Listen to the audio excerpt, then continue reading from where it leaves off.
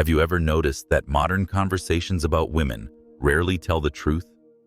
They seem to oscillate between blind worship and bitter resentment, leaving no room for clarity or honesty. Society has built a pristine image of womanhood, nurturing, innocent, morally elevated. But what if that image is not truth, but strategy? What if it's a story crafted over centuries, not to empower women, but to shape how we see them? One philosopher, long before our time, dared to ask that question. Friedrich Nietzsche didn't hate women, nor did he romanticize them.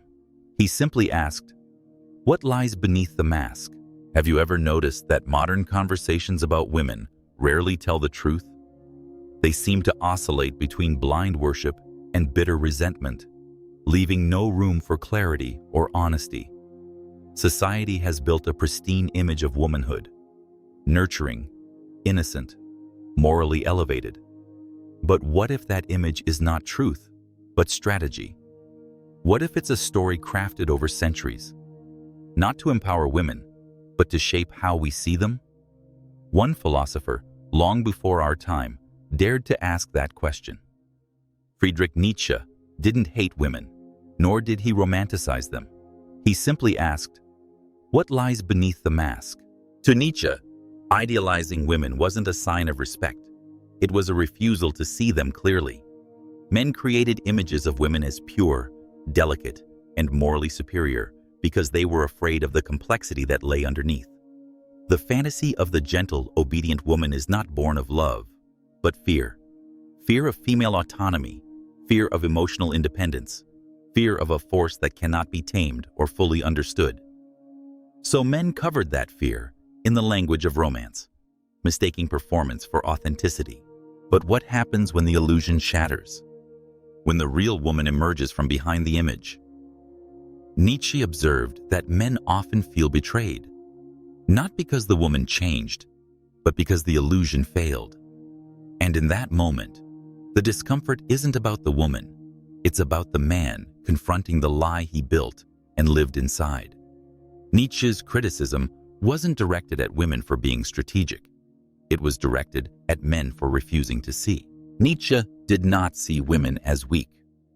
On the contrary, he believed women had cultivated a deeper, more subtle form of strength.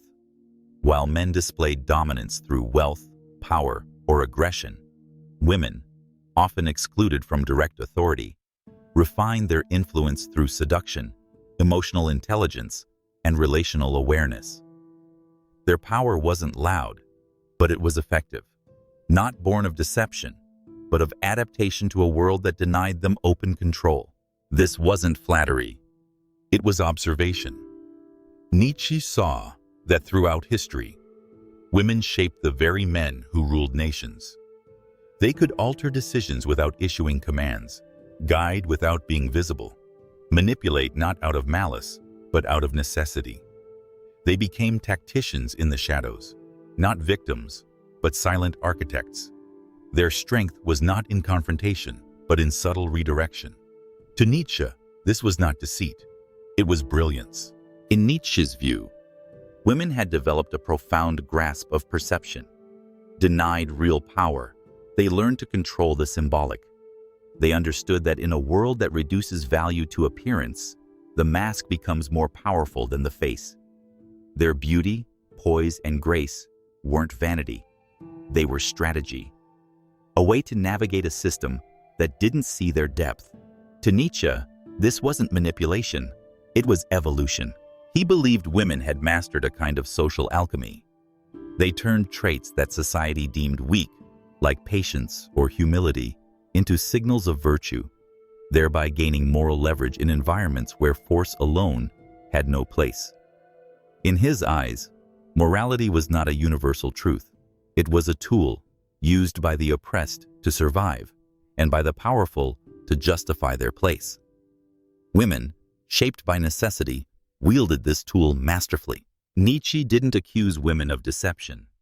He admired their capacity to adapt and survive, but he also warned against underestimating this quiet power. The woman who smiles may not be submissive. She may be calculating. The one who waits may not be passive. She may be choosing the precise moment to strike. Nietzsche's point was clear. The most dangerous kind of power is the one that doesn't announce itself. And what about love?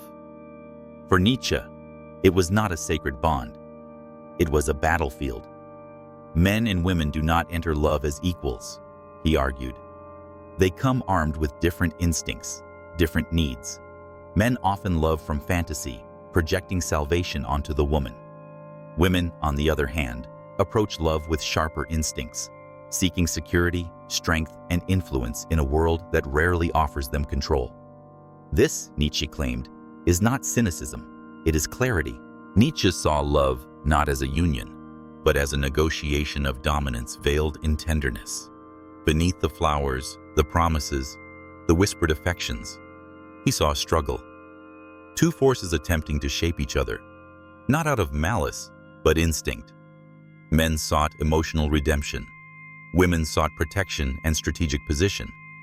Neither fully understood the other, yet both believed in the myth of harmony. And it was this myth, Nietzsche argued, that caused the deepest suffering. The belief that love was selfless, equal, and pure. What disturbed him most wasn't that this game existed. It was that no one admitted they were playing it. Society wrapped it in sentimentality, cloaking power plays in poetry. And in doing so, it kept both men and women blind. The man felt used when his fantasy failed. The woman felt misunderstood when her intelligence was read as manipulation. Nietzsche believed that healing could never begin while the mask remained. To reach clarity, both must confront the roles they play and the truths they hide from even themselves. His view of morality was just as provocative. Nietzsche believed that moral systems were never neutral. They were crafted, either by the weak to shield themselves or by the powerful to maintain control. When it came to women, he saw morality not as a commitment to truth, but as an evolutionary strategy. Traits like self-sacrifice, modesty, and patience weren't signs of spiritual superiority. They were adaptive tools for survival in a world where force was denied. To Nietzsche, this wasn't condemnation. It was insight. He argued that women mastered the art of appearing virtuous, not because they were fake, but because they understood that virtue, when performed correctly, could protect, persuade, and preserve. The moral voice, especially in women, wasn't always about right or wrong. It was about control, about guiding behavior without raising a weapon, about shaping the world without appearing to do so. He feared that most men would never be prepared for the woman who no longer needed them. A woman who didn't seek approval, protection, or financial dependence would unnerve the average man, not because she was cruel, but because she was self-contained. Nietzsche predicted that as women rose into independence, the illusion of male dominance would crack, and it would not be met with reverence, but with resentment. Not because women changed, but because the world had been built on the belief that they never would. But Nietzsche's words weren't a celebration or a curse. They were a warning. He saw that the emergence of the independent woman would provoke not harmony, but conflict. The structures that defined masculinity, romance, even morality, would no longer hold. And from that collapse, a new form of identity would be forced to emerge, for both sexes. No longer built on fantasy, but on truth. No longer sustained by illusion, but by shared power and mutual awareness. He wasn't trying to pit men against women. He was trying to awaken both. To tell men, stop idealizing. To tell women, stop performing. To ask both, what would it mean to meet each other without fear, without masks, without the need to dominate or be dominated? Could love exist then, not as surrender, but as recognition, not as escape, but as clarity? Nietzsche believed this was possible, but rare. It required both sides to abandon comfort, to let go of sentimentality, inherited scripts, and flattering lies.